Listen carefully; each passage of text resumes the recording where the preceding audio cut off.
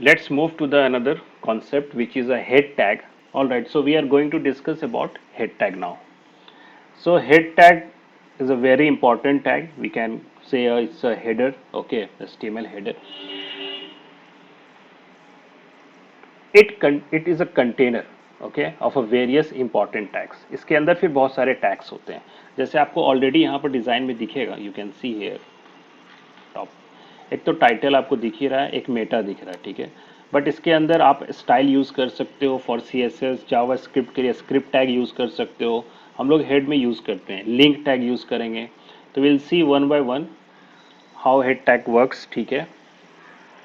So these are the few common tags which we are going to use inside the head tag, okay, and we'll discuss about the concept of all these tags.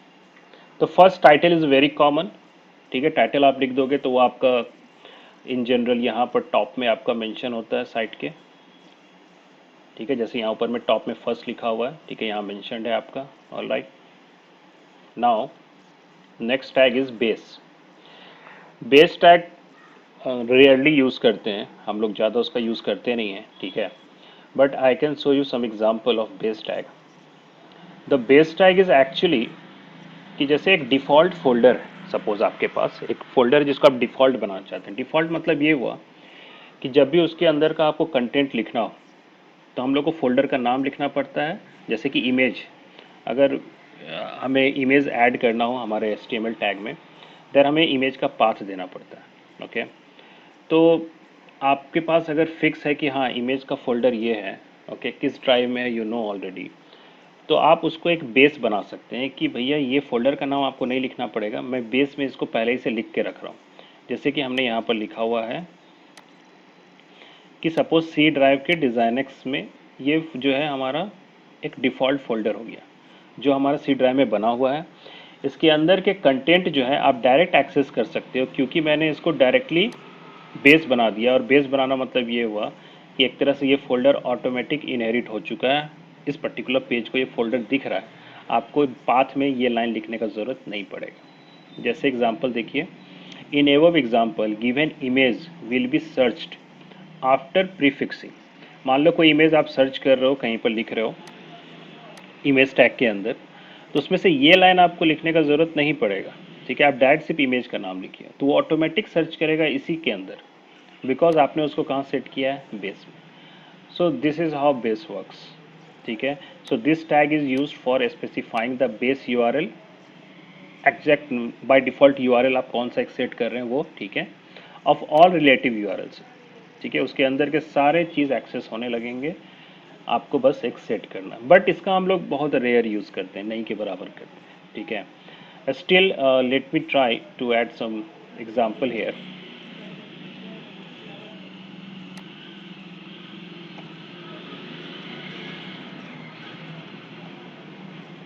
हमने base write किया, ठीक है. इसमें HREF में मुझे लिखना है, तो सपोज़ अभी मैं कहीं रख देता हूँ, बट मैं सजेस्ट करूँगा कि ये आप ना करें इन जनरल, ठीक है.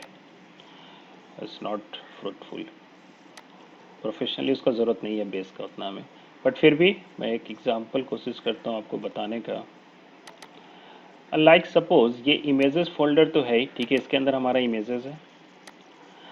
मुझे इमेज फोल्डर इमेज हमें डालना है, ठीक है. तो मुझे पता है कि हमारा बेस जो है इमेजेस है, एक इमेजेस फोल्डर है. तो लेट मी ट्राई हियर.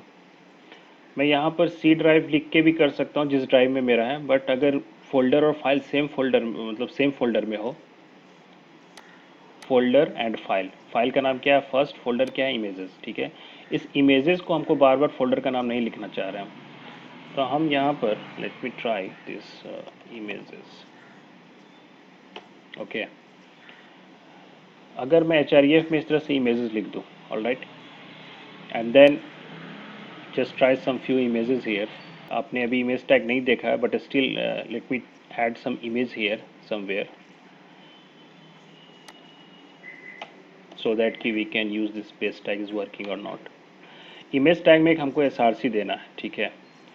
तो SRC मतलब क्या होता है, सोर्स, कि कौन सा फाइल आप यहाँ पर इमेज में दिखाना चाहते हैं. तो लेट मी चेक कौन सा हमारे पास फाइल अवेलेबल है. कोई भी एक फाइल मैं इसमें से डाल रहा हूँ, सपोज दैट bg1, ओके। तो let me add here bg1.jpg। ठीक है, मैंने डायरेक्ट यहाँ इमेज लिखा है, तो देखते हैं कि ये बेस काम करता है कि नहीं।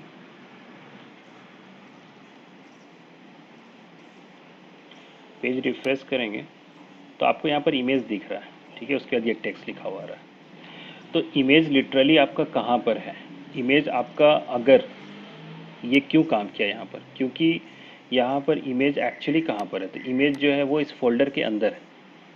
अगर इमेज यहीं पर होता, यहीं पर यहीं पर ओपन होता है कि इमेज, तब आपको ये पाथ ऐसे भी काम कर जाता, ठीक है। जो हमने लिखा है वो पाथ आपका डायरेक्टली भी काम कर जाता, जो अभी कर रहा है। लेकिन यहाँ पर करने का रीज़न ये है कि ये सर्च कर रहा ऑटोमेटिक इमेजेस फोल्डर, जो कि मैंने बेस में सेट किया। Let me remove this base, comment sign दे दिए अभी, ठीक है। अब देखते हैं कि क्या वो रीड करता है। लेट मी रिफ्रेश, आपको खुद ही दिखेगा there is no images, okay. So this is how base works, okay. तो यहाँ पर let me add again base. तो ये आपको हेल्प किया, बार बार आपको इमेजेस नहीं लिखना पड़ा, ये ऑटोमेटिक इसी में जाके सर्च कर रहा है, ठीक है। अब आपको इसमें कोई ड्राइव भी ऐड करना है, पर्टिकुलरली ई ड्राइव में जाना है कहीं और, तो you can write here, but that is not the professionally we are using, ठीक है। वैसा नहीं करना है। मेन आपका जो प्रोजेक्ट जहाँ होता है, ठीक है, वहीं आपको रखना चाहिए। जो भी उसके रिलेटेड फोल्डर्स हैं वो भी उसी प्रोजेक्ट फोल्डर के अंदर रखना चाहिए, ये आप ध्यान रखिए। Okay, so this is how image works. Image में थोड़ा साइज़ बड़ा हो जा रहा है, लेट मी, मैंने ऐड कर ही दिया इमेज, तो एक तरह से आप देख लो। इसमें मैं 100% कर देता हूँ इमेज, एंड हाइट जो है, let me add some pixels like 200 px, okay. Now let's see, refresh here, और एक इमेज आपका यहाँ पर आ गया, okay. Now so this is how base tag works, all right। link is a very important thing। कोई भी external file like CSS file, JavaScript file, Google fonts, ठीक है, आप कोई भी एक्सटर्नल फाइल आपके इस पेज में इंक्लूड करना चाहते हैं, जैसे कि रेस्ट ऑफ लैंग्वेज में we just use include, import, okay. So here in HTML we have a link tag। Through link tag we can attach the external files, ठीक है। जैसे कि हम आगे स्टाइल शीट जब हम लोग will discuss in future, okay, तो उसमें विल सी कि हम एक्सटर्नल स्टाइल शीट बनाए होंगे, and we just link in our HTML document. तो उसके लिए we must have a link tag.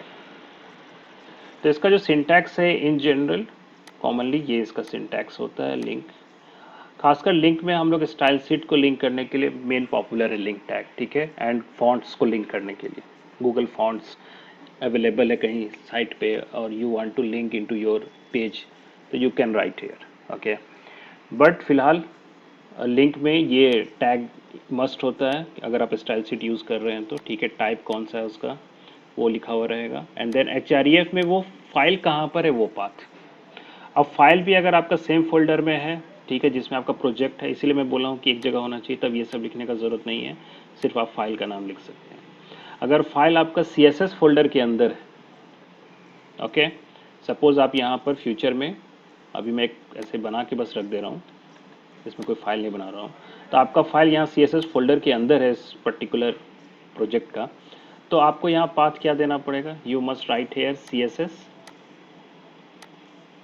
And then slash this style dot CSS, ठीक है। तो अपने आप मिल लगा, जैसे कि इमेजेस के साथ किए थे अभी। So this is how we can link, okay, any document. So let me show you some example. मैं स्टाइल शीट हम लोग ने नहीं किया है, तो मैं आपको गूगल फॉन्ट लिंक करना दिखा देता हूँ। Google font is a very popular, you can search Google Fonts,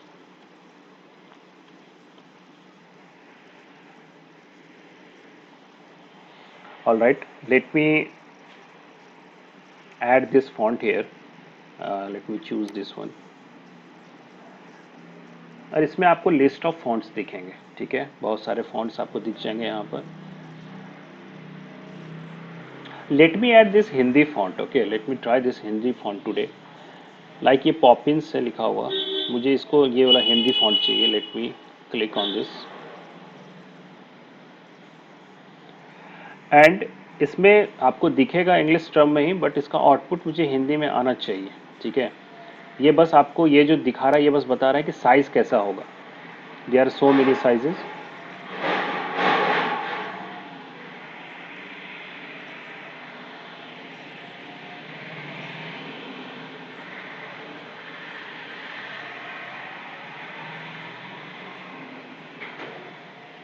okay, there are few extra light. ठीक है, उसका विड्थ कितना होगा, तो आपके पास बहुत सारे ऑप्शन है. थीन है, तो आप देख लो कि आपको कैसा रिक्वायरमेंट है. ओके, सपोज मुझे ये रेगुलर 40 वाला चाहिए, 400 वाला चाहिए वन. एंड देन ये late me add this extra light most, extra light 200, ये दो मुझे चाहिए सपोज. तो I just choose here select this type.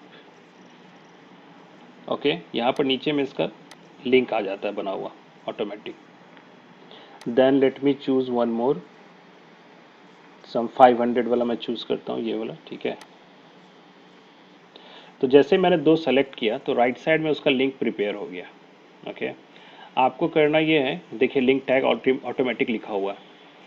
तो आप ये दोनों भी ऊपर वाला भी ऐड सारा आप कॉपी पेस्ट कर सकते हो. मैं इसको कंट्रोल पहले पूरा सेलेक्ट कर लिए ड्रैग करके, देन कंट्रोल सी. ठीक है, कॉपी हो गया. And then we can paste here in head tag. Okay, मैं यहाँ पर बेस के बाद मैं इसको भी ऐड कर रहा हूँ. तो इसमें से आपका जो टॉप वाला चीज़ है वो आप नहीं भी लिखोगे तो चलेगा. लाइक ये प्री कनेक्ट वाला, ये just connect with a Google. ठीक है, पहले से कनेक्ट करता है, लोड कम लेता है. प्रोफेशनली जब काम करते हैं तो रहना चाहिए, बट मेन जो है वो ये है लिंक. तो ये आपका HREF ये डायरेक्ट एक वेबसाइट को लिंक कर रहा है एक तरह से. ओके, उसके अंदर अपना कंटेंट बना हुआ, ये भी काइंड ऑफ एक स्टाइल सीट ही फॉर्मेट होता है. तो हम लोगों को अपने फॉन्ट में अगर पॉपिंस यूज़ करें तो आई थिंक हिंदी में लिखा जाना चाहिए. Let's try this one. Okay, will try. But first, how to link? This is a link tag. This is a link tag which we can use to connect with a Google font. Okay, and further in future we will see connect with a CSS files also. Okay, तो हम लोग आगे देखेंगे. But link tag का main ये काम. ठीक है. Now हेड में अब नेक्स्ट हम लोग देखते हैं, तब हम आपको उसको लिंक करके दिखा देंगे फॉन्ट को. स्टाइल, अगर आपको एम्बेडेड स्टाइल शीट यूज करना है, will discuss in future. Okay, जब CSS हम लोग पढ़ रहे होंगे. बट अभी आप नॉलेज के लिए देख लीजिए कि अगर आपको CSS यूज करना हो आपके HTML डॉक्यूमेंट में और एम्बेडेड मोड में करना हो तो आपको ये स्टाइल टैग यूज करना पड़ेगा, which we can write inside the head tag.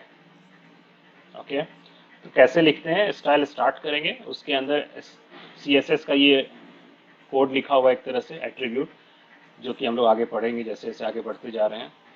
सो फिर अभी बस आप ये समझो कि थीम का बैकग्राउंड कलर येलो कर रहे हैं और बॉर्डर 1px कर रहे हैं. मतलब कि जहां कहीं भी हमारे पेज में पैराग्राफ यूज हो रहा है उसका बैकग्राउंड कलर येलो हो जाएगा एंड बॉर्डर 1px हो जाएगा.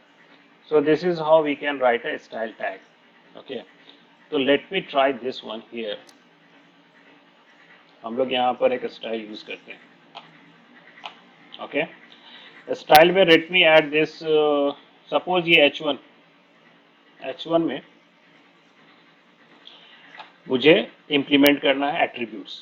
तो अभी हमने कोई डिटेल एट्रीब्यूट्स नहीं जानते हैं, तो हम लोग बस अभी अपने हिसाब से कुछ ऐड करते हैं. लाइक एक कलर होता है एट्रीब्यूट, इसका काम है टेक्स्ट का कलर चेंज करना. तो हम लोग टेक्स्ट का कलर सपोज चेंज करते हैं. Let me add this dark orange. Okay, semicolon, इसमें सेमी कॉलन मस्ट. तो you can see the output here. Refresh Designix technology, you can see it's in a orange. Okay, colour. Now ये जो हमने font family use किया था मैं इसको भी यहाँ अप्लाई करता हूँ. तो we have a attribute name in CSS font family, जो कि आगे आप देखोगे. ठीक है, आगे CSS में ये concept we discussed. Okay, so font family में हमारा फैमिली का नाम क्या है, पॉपिंस. तो let me try this Poppins here. ठीक है। यहाँ पर आपका लिखा हुआ भी रहता है, मैं आपको दिखा दूँ गूगल फॉन्ट में, नीचे में यहाँ लिखा रहेगा, ठीक है, कि आप फॉन्ट फैमिली जो है क्या नाम यूज़ करें, पॉपिंस, सैंस सेरिफ करके, ये दोनों आप डाल सकते हो कॉमा देके वहाँ पर। ठीक है, पहले मैं पॉपिंस लिख के देखता हूँ कि हमारा क्या आता है। So let me refresh.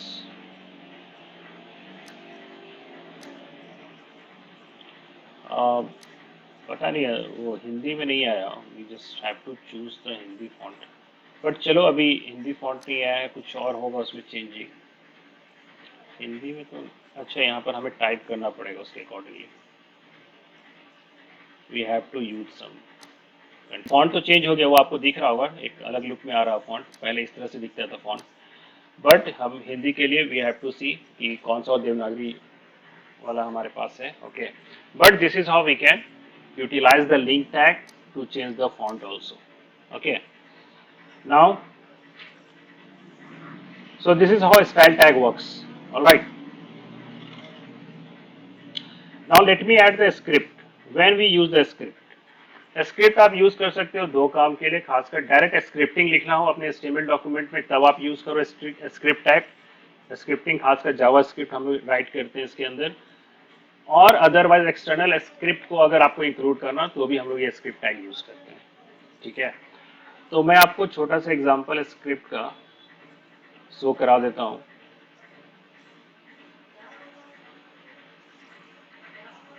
Suppose मैं स्टाइल टैग एंड होने के बाद let me add some script. तो हेड टैग बहुत इंपॉर्टेंट है, बहुत सारे चीज के अंदर लिखते हैं हम लोग। ठीक है, स्क्रिप्ट में let me add alert. Okay, alert is actually a scripting language, we'll discuss in javascript concept. Okay, अभी बस कुछ लिख देते हैं, welcome, welcome to, welcome to the Designix technologies. Okay, let's see कि ये एग्जीक्यूट होता है कि नहीं। Refresh this page. मैं जैसे रिफ्रेश किया, आप नोटिस कीजिए पॉपअप करके आ गया, which is a welcome to Designix technologies. तो स्क्रिप्टिंग का ये काम है कि जावास्क्रिप्ट के कोड आप उसके अंदर लिख सकते हैं, will see in detail okay in JavaScript section. So when we press this okay, क्योंकि मैंने हेड पे लिखा है तो इसका मतलब सबसे पहले स्क्रिप्ट उसको दिखा तो वो अपना काम किया, उसके बाद बॉडी लोड होगा, बॉडी अभी लोड नहीं हुआ है क्योंकि ये रुक गया है। तो अलर्ट का काम है, जब तक आप फिर ओके नहीं प्रेस करेंगे वो आगे नहीं बढ़ने देगा। तो we just click okay, then our page will load. Okay, so this is how we can use a script inside the head tag. So we'll see in detail, okay, in the JavaScript. Now the important thing in a head tag is meta. Meta is kind of information about the page. One line में अगर हम बोले तो meta is the information of another information, ऐसे आप बोल सकते हो, another data. डेटा का रिकॉर्ड रखना एक तरह से is called a meta data, हम लोग बोलते हैं उसको। So which kind of information, like page का एक्सपायरी कब है, we can write page author कौन है, लाइक मैं अपने कंपनी का नाम लिख दूंगा। तो page list of keywords we can write, जैसे आगे आप प्रोफेशनली अगर सर्च इंजन ऑप्टिमाइजेशन का अलग होता है कोर्सेज, ठीक है, आप वो करते हो तो उसमें फिर आपको ये सब टेक्नोलॉजीज बताया जाएगा, उसके और टेक्नोलॉजीज होते हैं, उसमें से एक ये भी है कि आप अगर मेटा में नेम इक्वल टू कीवर्ड्स लिखोगे, ठीक है, उसके बाद कंटेंट में आप जो जो कीवर्ड आपको लगता है, लाइक आप जिस क्लाइंट के लिए काम कर रहे हो उस क्लाइंट का डिमांड है कि they work with like farming, ठीक है, वो फार्मिंग पे काम करती है सपोज, तो कंटेंट में वो वर्ड्स डालेगी वहां पर। ठीक है, फार्मिंग वर्ड डालेगी, प्लांट्स वर्ड डालेगी, ठीक है, सीड्स बीज जो होता है वो सब कीवर्ड डाल देंगे। तो गूगल में जब सर्च होगा तो फिर सर्चिंग में क्या होता है, कंटेंट कीवर्ड अगर हो आपके पेज में लिखा हुआ तो पहले इसमें चेक करेगी कि जो वर्ड टाइप किया है यूजर ने वो क्या इससे मैच कर रहा है। तो इससे मैच अगर कर रहा है और शुरू में ही मिल रहा है तो आपका सर्च विंडो में प्रायोरिटी बढ़ जाएगा।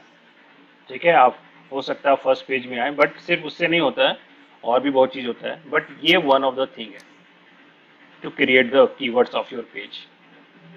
अदरवाइज गूगल जो है, जिस पेज को सर्च करने में ज़्यादा टाइम लग रहा हो, जो वर्ड आप लोग टाइप करते हैं गूगल सर्च करने में, उसमें से जिस वर्ड को आप सर्च करने में गूगल को ज़्यादा टाइम लगेगा, मान लो कि वेब पेज में कहीं नीचे में लिखा हुआ है, किसी कंटेंट में आपका प्लांट वर्ड लिखा हुआ है, तो आपके लिस्ट में आएगा, लेकिन वो कहाँ होगा, 1 लाखवां पेज में होगा, हो सकता है। ठीक है, तो कौन उतना उस पेज में जाने जाएगा, कोई नहीं जाएगा। तो इसीलिए वो अपने हिसाब से सर्च तो कर देता है, बट ऑब्वियस बात है हम लोग चाहते हैं फर्स्ट पेज में रहना, तो उसमें ये भी एक हेल्प करता है, बट सिर्फ ये हेल्प नहीं करेगा, और भी चीजें होती हैं। But this is the one of the thing of how to create a keywords. तो मेटा आपको इंटर ये दिखेगा नहीं सामने, ये सब तो इंटरनल चीज है। ओके, सेम वैसे ही आपका इस पेज का डिस्क्रिप्शन आप लिख सकते हो डिस्क्रिप्शन नेम में। ठीक है, दिस इज नॉट विजिबल, ये बस बैकग्राउंड में हमारे लिए है, दूसरे जो डेवलपर होंगे उनके लिए भी है ये सब चीजें। देन ऑथर कि कौन इसका मेन मालिक है इस वेबसाइट का, you can right the company name और एनीथिंग। ओके, देन जब जब हम लोग रिवाइज करते हैं पेज, होता है ना फ्रीक्वेंटली चेंज होते रहता है, तो अगर हम लोग इस तरह रिवाइज में इस तरह से लिख दें, तो एक तरह से आपका वेबसाइट अगली बार जो डेवलपर उसको ओपन करेगा देखेगा, अच्छा 2018 में लास्ट अपडेट हुआ था, चलो अब उसमें अब चेंज हो रहा है, जिस दिन अपडेट करेंगे फिर यहाँ कंटेंट हम लोग लिख देंगे, तो एक रिकॉर्ड मेंटेन रहता है।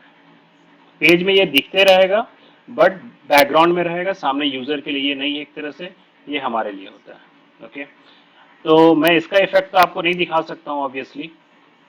ठीक है, ये सब तो इंटरनल हो गया, बट इसका मैं इफेक्ट आपको दिखा सकता हूँ, this too, this will refresh the page, page को सुनते हैं आपकी रिफ्रेश होता है पेज। ठीक है, तो अगर आप पेज ऑटोमेटिक रिफ्रेश करना चाहते हैं तो you can use this one,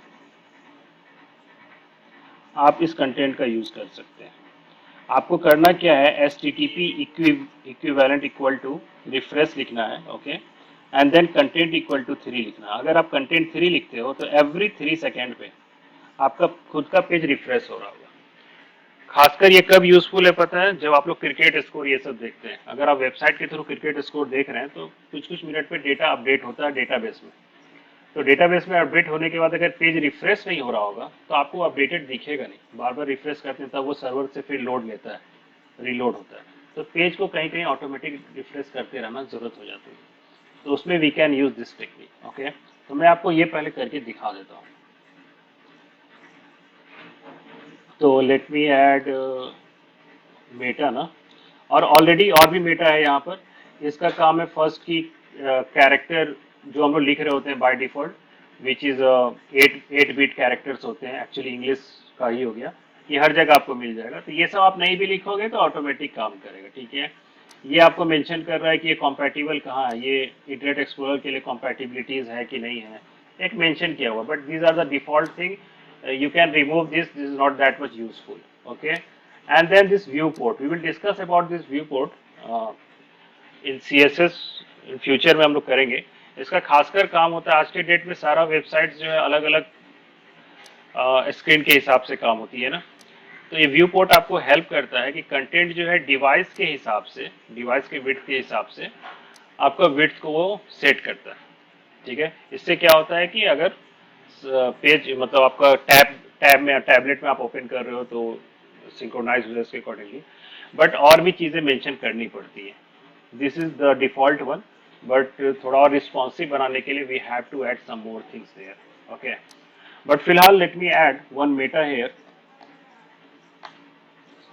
Meta में हम लोग अभी कौन सा ऐड कर लें, S T T P equiv. ठीक है, जिसमें मैंने रिफ्रेश लिखा, एंड रिफ्रेश के बाद लेट मी ऐड कंटेंट।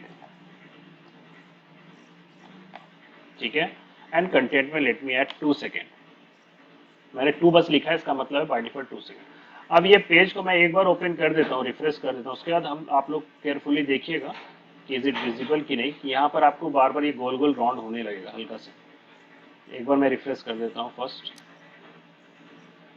अच्छा बार बार ये पॉपअप भी आएगा क्योंकि मैंने वहां पर स्क्रिप्टिंग ऐड किया हुआ है। ओके, तो इससे भी आपको पता चल जाएगा कि पेज लोड हो रहा है कि नहीं, क्योंकि फिर से अगर लोड होगा तो ये पॉपअप फिर से आ जाएगा। Okay, so let me okay first and wait for 2 second. देखिए ऑटोमेटिक आ गया, फिर ओके क्लिक करेंगे, इट मीन्स कि आवर पेज इज वर्किंग, ये रिफ्रेश हो रहा है कुछ कुछ देर में, है ना। तो ये इस तरह से होता रहेगा क्योंकि आपने यहाँ पर रिफ्रेश सेट कर दिया है। ऑल राइट, तो रेयर यूज करते हैं, डिपेंड करता है आपका ऐसा कुछ प्रोजेक्ट हो तब आप you can use that refresh. Okay, and refresh होने पे कोई दूसरा पेज ओपन करना हो तो ये भी पॉसिबल है। you can open another page. Automatic refresh 3 seconds के बाद you can move to the other page. You can do that. For that you have to add some content here. Content में 2 लिखा हुआ था, 2 के बाद you have to put a semicolon, okay, and then add a URL. URL means Uniform Resource Locator. किस page में जाना, कौन सा पाथ है, you can write here, okay. So URL में suppose let me add some site like wikipedia.com, okay. मैं एक running site try करता हूँ, wikipedia.com, ठीक है, एंड और तो कुछ नहीं है, डबल कोट से एवरीथिंग इज फाइन, ओके. सो अब 2 सेकेंड के रिफ्रेश के बाद ये पेज खुलना चाहिए, अगर ये पेज अवेलेबल हो तो, ठीक है.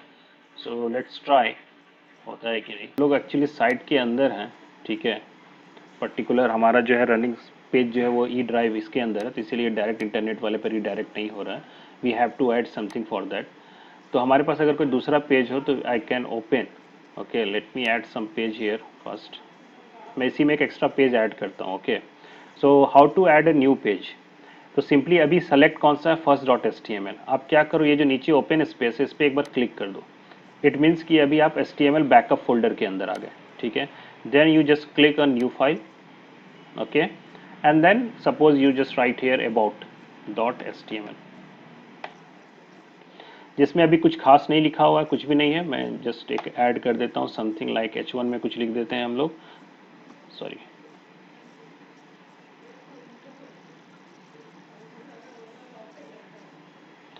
Let me add here H1 में, let me add something like this about page, okay. So अब हम यहाँ first.html में क्या करेंगे, ये जो रिफ्रेश हो रहा था इसमें हम लिख देंगे about.html.